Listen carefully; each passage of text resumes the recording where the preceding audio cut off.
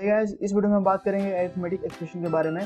तो चलो सबसे पहले मैं क्या करता हूँ, अपना एक फाइल क्रिएट करता हूँ सी वाले फोल्डर में, जिसका मैं नाम देता हूँ mark0.c। ओके, तो ये देखो ये हो गया। अब मैं जाके इसमें टाइप करता हूँ जो बेसिक टेम्पलेट होता है, मैं तुरंत टाइप कर लेता हूँ उसको। ठीक है, इंक्लूड stdio.h। आपको आइडिया लग ही गया होगा कि stdio.h क्या होता है, सब में इंक्लूड तो होता ही है। और ये इंटीजर मेन तो भाई जरूरी ही है, और रिटर्न 0 ये भी जरूरी है। ठीक है, अब देखो अरिथमेटिक एक्सप्रेशन मीन्स मैं आपको कुछ बेसिकली 2-4 प्रोग्राम्स करके बताऊंगा। ठीक है, जिसमें कि मैं आपको बताऊंगा कि कैसे आप कोई भी वैल्यू यूजर से इनपुट ले सकते हो और उसको असाइन करा सकते हो। ठीक है, तो उसमें मैं आपको क्या करूंगा, एक प्रोग्राम में करके बताता हूँ। बेसिकली मैं देखो एक्चुअली अरिथमेटिक एक्सप्रेशन में 3-4-5 जो मैथ्स के ऑपरेशन जो हम लोग करते हैं रियल वर्ल्ड में, वो भी इसमें भी होता है। Like addition, subtraction, multiplication, division और रिमाइंडर, मॉड्यूलस जिसको बोला जाता है। तो बेसिकली इन पांचों एक्सप्रेशन का हम लोग यूज करेंगे, और ये 5 ही होते हैं, इससे ज़्यादा हम लोग यूज करते भी नहीं है। अब देखो मैं पहले एडिशन करता हूँ। तो लाइक मैं अगर मैं एक वेरिएबल क्रिएट करूँ a और b, ठीक है ना, या फिर num1 num2 और भी अच्छा लगेगा, और सम। अब मैं क्या करता हूँ, यूजर से इनपुट कराता हूँ। देखो क्या, printf num1, ओके, और scanf %d,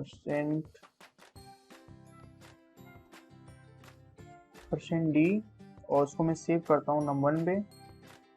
सेम कोड नीचे भी होगा, printf num2 और ये scanf मैं इसको कराता हूँ num2 में स्टोर। अब मैं फॉर्मूला यहाँ पे लिख देता हूँ। क्या फॉर्मूला होता है सम के लिए, num1 num2। अब तो ये देखो, ये जो दो वेरिएबल हम लोगों ने ऊपर क्रिएट किया हुआ है ना यहाँ पे, num1 और num2, इसको मैंने क्या किया है, एडिशन किया है इन दोनों का, और उसको मैंने सेव किस में किया है, सम नाम के इंटीजर वेरिएबल में। ठीक है, तो देखो मैं जब यहाँ पे आउटपुट कराऊंगा, तो मैं यहाँ लिखूंगा printf sum equals to %d, और जो सम है किसमें स्टोर है, सम में है ना दोनों का। तो मैं यहाँ पे आके सम कर दूंगा, और देखो हमारा प्रोग्राम क्या है, रेडी हो गया। तो let's compile it and see what we are getting. तो मैं शॉर्टकट का यूज करता हूँ। सो गाइज, अगर आप लोगों ने मेरा एक वीडियो नहीं देखा है, ऊपर आपको आई बटन में उसका लिंक मिल जाएगा। ठीक है, तो मैंने एक वीडियो बनाया जिसमें मैंने बताया कि आप विजुअल स्टूडियो कोड के थ्रू कैसे आप प्रोग्रामिंग कर सकते हो, और इतना भी कस्टमाइजेशन भी कर सकते हो इजीली, आप कैसे शॉर्टकट क्रिएट कर सकते हो कंपाइल करने के लिए। ठीक है, तो ऊपर आई बटन में आपको लिंक मिल जाएगा, जाओ और देख लो। तो मैं इसको कंपाइल कराऊँ अगर, तो देखो यहाँ पे क्या आ रहा है। देखो num1 पूछा, मैं डालता हूँ 10, num2 20, और देखो सम मिल गया मुझे 30। देखा, तो ये होता है बेसिकली अरिथमेटिक परफॉर्मेंस ऑपरेशन।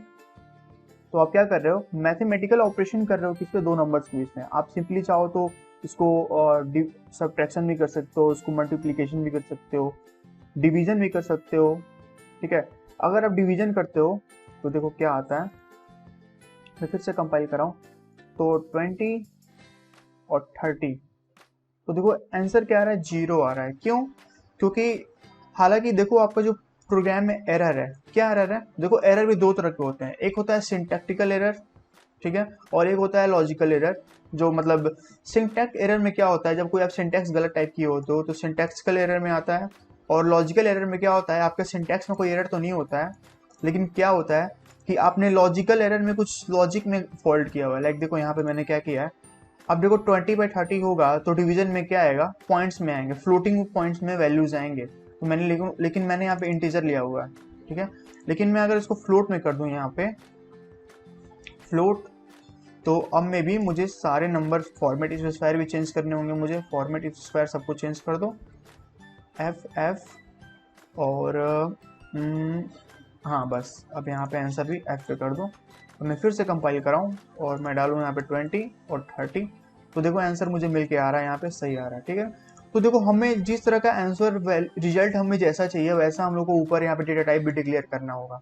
अब देखो मैंने यहाँ पे पूरे के पूरे को फ्लोट में कर दिया। अगर आप चाहो तो इसको इंटीजर कर सकते हो, और सिर्फ सम को, जो फ्लोटिंग पॉइंट में नंबर स्टोर करेगा, इसको आप ऐसे कर सकते हो। तो ये मैं कर देता हूँ फ्लोट सम, और ये हो गया ये। ठीक है, अब मैं इसको कर देता हूँ डी तो अब देखो रिजल्ट क्या आता है। फिर से मैं कंपाइल कर रहा हूँ प्रोग्राम को, फिर से मैं कंपाइल कर रहा हूँ। एक सेकेंड, कुछ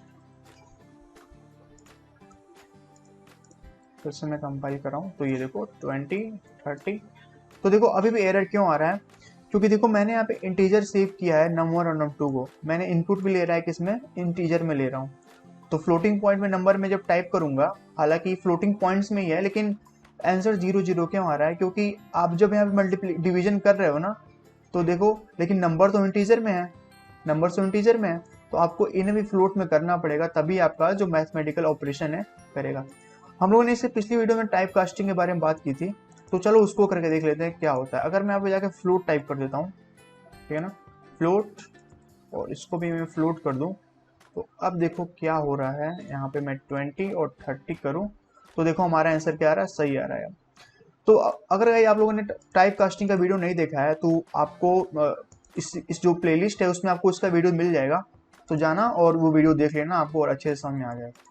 तो देखो आप कास्टिंग के थ्रू भी वैल्यू प्रिंट करा सकते हो, आप चाहो तो एक ही जगह यहाँ पे कर सकते हो। मैं यहाँ से फ्लोट गैप कर देता हूँ और मैं सिर्फ यहाँ पे फ्लोट कर देता हूँ, ठीक है ना। अब मैं फिर से कंपाइल कर रहा हूँ प्रोग्राम को, 20 30, देखो we are getting the same answer. तो आप ऐसे भी कर सकते हो। तो चलो हम लोग क्या करते हैं, प्रोग्राम लिखते हैं स्क्वायर का एरिया फाइंड करने के लिए। तो मैं क्या करता हूँ, यहाँ पर टाइप करता हूँ printf लेंथ scanf %d, या फिर मैं क्या करता हूँ, इसको d में लेता हूँ, लेकिन एरिया हम लोग कैलकुलेट करते हैं तो फ्लोटिंग में करेंगे, तो मैं क्या करता हूँ, इसको फ्लोट में लेता हूँ, क्योंकि जो लेंथ होता है पॉइंट्स में भी आ सकता है ना। तो इसको मैं सेव कराता हूँ लेंथ में। अभी एरर्स पे ध्यान मत दो, मैं बताता हूँ क्यों एरर्स आ रहा है। और सेम मैं क्या करता हूँ, ब्रेड्स के लिए भी क्रिएट करता हूँ यहाँ पे एक प्रोग्राम। तो ये देखो, ये इसको मैं कर देता हूँ ब्रेड, इसको मैं कर दे रहा हूँ ब्रेड, ठीक है ना। और मैं वेरिएबल फटाक से क्रिएट करता हूँ, इंटीजर लेंथ ब्रेड एरिया, और मैं नीचे यहाँ पे जाऊँ तो एरिया का स्क्वायर का एरिया क्या होता है, लेंथ इंटू ब्रेड। तो देखो यहाँ पे हम लोग क्या परफॉर्म कर रहे हैं, मल्टीप्लीकेशन। और मैं फिर से इसको आउटपुट कराऊँ अगर, तो सम एरिया ऑफ स्क्वायर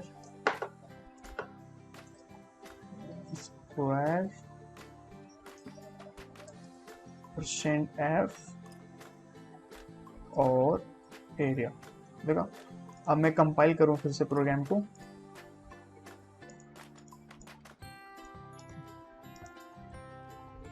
तो देखो यहाँ पे क्या आ रहा है। लेंथ में डालता हूँ 20.5 और ब्रेड डालता हूँ 20 या फिर 15.43 डाल देता हूँ। तो देखो यहाँ पे वैल्यू आंसर क्या आ रहा है, हम लोग का 0 0 आ रहा है। तो हमें चेक करना होगा हम लोगों ने गलती क्या की है यहाँ पे। तो देखो मैंने यहाँ पे डेटा टाइप यहाँ पे इंटीजर ले लिया है, मुझे यहाँ पे फ्लोट करना है, देखा। इसी को बोलते हैं रन टाइम एरर। जो प्रोग्राम रन करने में एरर होता है ना, उसको रन टाइम एरर करते हैं। और कंपाइल टाइम में क्या होता है, जब आप लोग सिंटैक्टिकल एरर करते हो, तो आपको यहाँ पे कंपाइल ही आपका प्रोग्राम नहीं होता है। तो अब जाके गूगल पे सर्च मारो how many types of error in C language, तो आपको और भी ब्रीफ नॉलेज मिलेगी। मैं यहाँ पे प्रैक्टिकल बेस चल रहा हूँ, तो मैं ज़्यादा थियोरेटिकल बेस में नहीं चल रहा हूँ। तो मैं फिर से अगर प्रोग्राम को कंपाइल कराऊँ यहाँ पे, तो अब होपफुली हमारा प्रोग्राम रन करेगा ही करेगा, क्यों नहीं करेगा भाई। 12.4, तो ये देखा हमारा आंसर यहाँ पे आ गया। आप बेसिकली चाहो तो पेरीमीटर भी करवा सकते हो। तो पेरीमीटर यहाँ पे जाके, तो क्या होता है 2 इंटू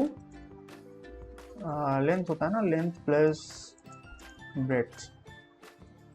अब जाओ तो उसको भी यहाँ पे प्रिंट करा लो, पेरीमीटर ऑफ स्क्वायर। देख लेना गाइस, अगर फॉर्मूला गलत हो तो मुझे बताना, हालांकि गलत तो नहीं है। पेरीमीटर यहाँ पे जाके उसकी वेरिएबल क्रिएट करो। देखो वेरिएबल क्रिएट करना बहुत जरूरी है, क्योंकि आप वैल्यू स्टोर कहाँ करोगे। तो ये हो गया। अब मैं फिर से इसको कंपाइल कराऊँ, लेंथ तो कुछ भी डाल दो, 2083 या फिर 88 डाल देते हैं, 2.3 स्मॉल वैल्यू रखते हैं, 7.4। और ये देखो एरिया हमारा ये निकल के आ गया। और पेरीमीटर देखो यहाँ पे बहुत ही बुरे तरीके से लिख के आ रहा है। तो मैं क्या करूँगा, यहाँ पे लाइन ब्रेक कर देता हूँ, ठीक है ना।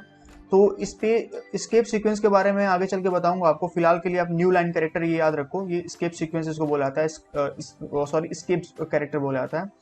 ये क्या करता है, यहाँ पे न्यू लाइन क्या करेगा, क्रिएट कर देगा। मैं फिर से प्रोग्राम को रन कर रहा हूँ, तो सेम वैल्यू करते हैं 2.3 और 7.3, तो देखो हमारा आउटपुट सही निकल के यहाँ पे आ रहा है। आप चाहो तो कुछ और ही मॉडिफिकेशन कर सकते हो, लाइक यहाँ पे आप बॉर्डर क्रिएट कर सकते हो जिससे कि बीच में थोड़ा एक अच्छा सा डिजाइन बन जाए, तो आप ऐसे भी कर सकते हो।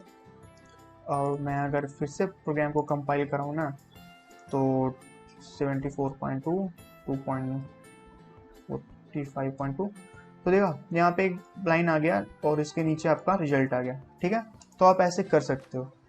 तो गाइस आपके लिए एक बेसिकली एक होमवर्क है, आपको क्या करना है, जैसे मैंने यहाँ पे स्क्वायर का किया है ना, तो आप जाके रेक्टेंगल का करो, ठीक है, सर्कल का एरिया कैलकुलेट करो, इवेंचुअली जितने भी शेप्स आते हैं ना मैथमेटिक्स में, जाके उसका एरिया कैलकुलेट करो और आउटपुट लेके देखो क्या होता है। ठीक है, सो गाइस अगर आपको वीडियो पसंद आया हो तो वीडियो को लाइक करना और कमेंट करना मत भूलना, और अगर आपने चैनल को सब्सक्राइब अगर नहीं किया है तो जाके तुरंत सब्सक्राइब कर लो, क्योंकि यार समझ सकते हो ना थोड़ा टाइम लगता है, और तो सब्सक्राइब तो बनता है ना।